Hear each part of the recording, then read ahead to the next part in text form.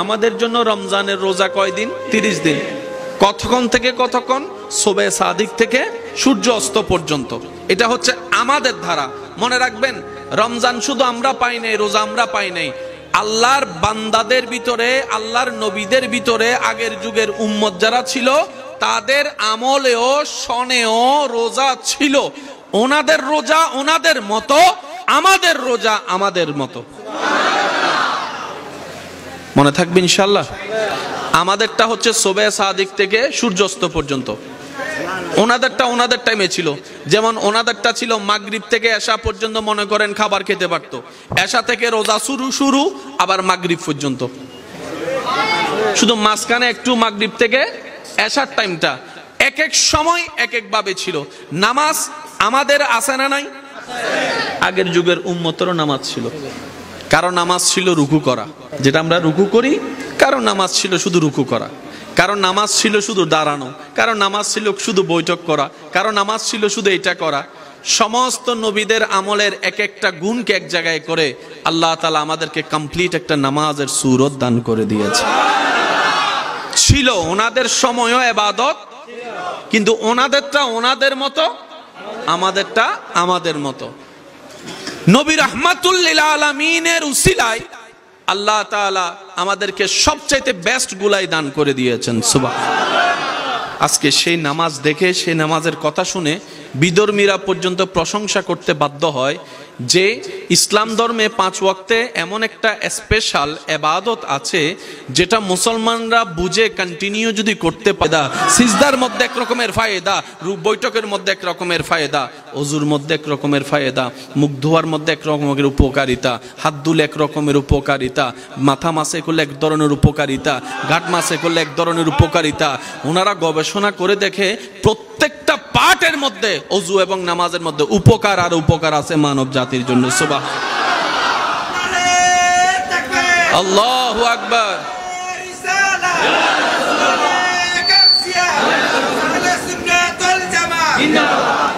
উচ্চ আওয়াজ একবার বলেন না সুবহানাল্লাহ।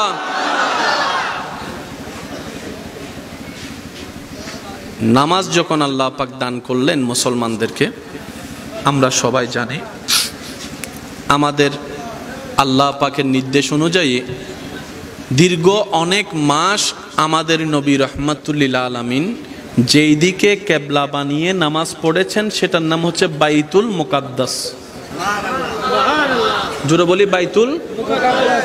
শর্টকাট ভাবে চিনার জন্য এতটুকু বলি, ওই ইসরায়েল বাহিনী একটা মসজিদ দখল করার জন্য বারবার যুদ্ধ করতেছে, মারামারি করতেছে, হামলা করতেছে ফিলিস্তিন। শুনছেন? ওই মসজিদটা ছিল মুসলমানদের কিবলা। এখন কিবলা কোনটা ভাই? একটু জোরে বলি।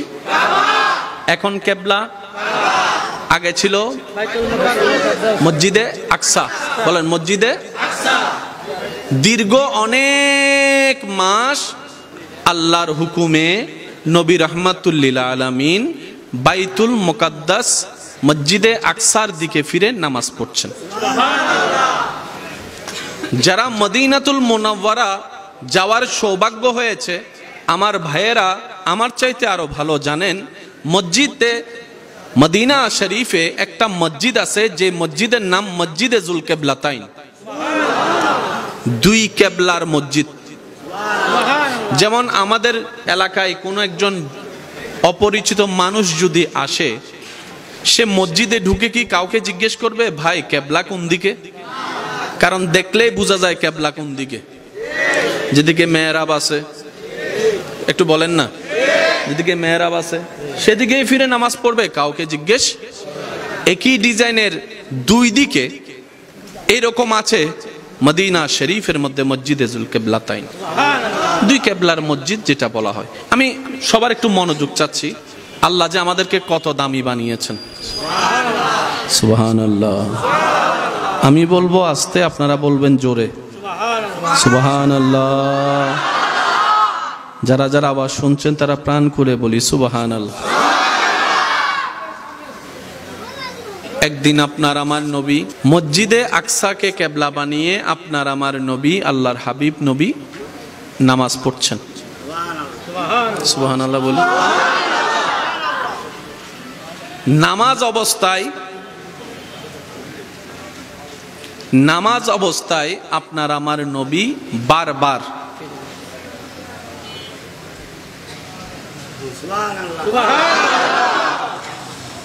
নামাজ অবস্থায় এরকম করলে আপনার আমার নামাজ, বলেন না, আপনার আমার নামাজ। এবার এই যে নবীজি নামাজ অবস্থায় বারবার তাকাচ্ছেন কোন দিকে, এই কথাটা পর্যন্ত আল্লাহ কোরআনে উল্লেখ করেছেন। শুনি নাই আমি? কোরআনুল কারীমের সবচাইতে বড় সূরা বলা হয় সূরা বাকারা। সূরা, মনে রাখবেন, সূরা 2 নম্বর সূরাও। এই বাকারা সূরার 144 নম্বর আয়াত, 144, 100, জোরে বলেন 100। নবীজি নামাজ অবস্থায় বারবার আসমানের দিকে তাকাচ্ছেন। আমি সবার মনোযোগ চাচ্ছি। বারবার আসমানের দিকে তাকাচ্ছেন। আল্লাহ তাআলা বলেন, কদ নারা তাকাল্লুবা ওয়াজহিকা ফিস সামায়। আল্লাহ বলছেন, ও হাবিব, আপনি নামাজ অবস্থায় বারবার কেন আসমানের দিকে তাকাচ্ছেন? আপনার রব বুঝতে পেরেছে, আপনার রব বুঝতে পেরেছে, আপনার রব জানে আপনার তাকানোর কারণ কি। কোরআন হচ্ছে এত দামি কিতাব, কোরআনের মতো কোনো কিতাব, কোরআনের মতো স্পষ্ট কোনো কিতাব, কোরআনের মতো নির্ভেজাল কোনো কিতাব। এবার দেখেন, এই কোরআনের মতো দামি কিতাবে নবী যে তাকাচ্ছেন এটা পর্যন্ত আল্লাহ কোট করেছেন। পয়েন্টটা বোঝার চেষ্টা করবেন। আপনার আমার বইয়ে যা তা লিখবো না, যাত্রার নাম বলেন না রে ভাই, যাত্রার নাম, যা তা বিষয়, ছোট ছোট বিষয়, কোরআনের মতো কিতাবে আপনার আমার নবীর আসমানের দিকে তাকানোর কথা আল্লাহ বলছেন। ভ্যালুটা যদি আমরা একটু বুঝতে পারি, প্রত্যেকটা শব্দ কোরআন কত চমৎকার কিতাব। কদ নারা তাকাল্লুবা ওয়াজহিকা ফিস সামা। আপনি আকসার দিকে মুখ করে বারবার আসমানের দিকে কেন তাকাচ্ছেন? আমি রব জানি, আমি বুঝতে পারছি। হাবিব, আপনার মনে এটা পছন্দ হচ্ছে না? একটু বোঝার চেষ্টা করবেন। আল্লাহ পাক বলে, হাবিব, আপনার মনে কি চাচ্ছে আমি রব জানি, আমি রব বুঝেছি, আমি রব বুঝি। ফালা নুওয়াল্লিয়ান্নাকা কিবলাতান তারদাহা। হায় হায় হায়, হাবিব, আপনার মনে নামাজের কিবলা, মুসলমানদের কিবলা হিসেবে যে ঘরটাকে চাচ্ছে, আপনার রব আপনাকে সেই ঘরের দিকেই ঘুরিয়ে দিবে যে ঘর আপনার পছন্দ।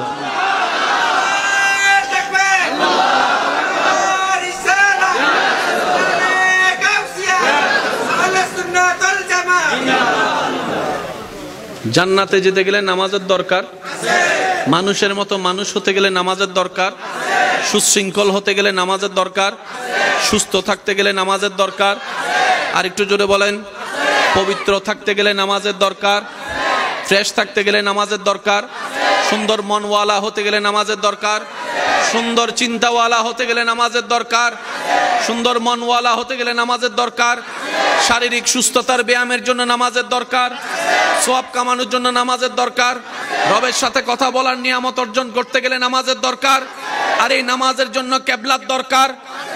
আর আল্লাহ বলছেন, হাবিব ও নবী, আপনি কিবলা হিসাবে যেটাকে পছন্দ করবেন আমি সবার জন্য সেটাকে কিবলা বানিয়ে দিব। সূরা, মাশাআল্লাহ মাশাআল্লাহ, আরেকটু জোরে, সূরা আয়াত নাম্বার। নামাজের জন্য কিবলার দরকার, কেবলা ছাড়া নামাজ হবে না। এবার এখান থেকে পড়েন কেবলার সামনে, ওইখান থেকে পড়েন কেবলার সামনে।